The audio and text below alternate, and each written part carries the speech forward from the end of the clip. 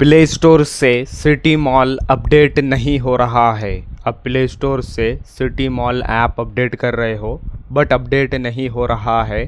तो अब इस प्रॉब्लम को कैसे सॉल्व करेंगे इस वीडियो में मैं आपको बताऊंगा।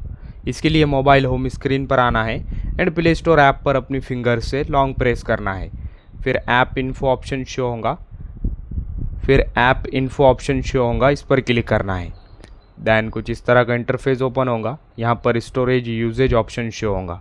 या आपके मोबाइल में सिर्फ स्टोरेज ऑप्शन शो होगा, इस पर क्लिक करना है। फिर कुछ इस तरह का इंटरफेस ओपन होगा। यहाँ क्लियर डाटा ऑप्शन आएगा, इस पर क्लिक करना है। देन नीचे डिलीट ऑप्शन पर क्लिक करना है।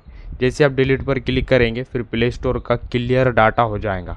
देन यहाँ से आपको बैक आना है एंड अपने मोबाइल को एक बार रीस्टार्ट करना है। मोबाइल को रीस्टार्ट इसलिए करना है ताकि आपके मोबाइल का इंटरनेट स्पीड ठीक हो जाए।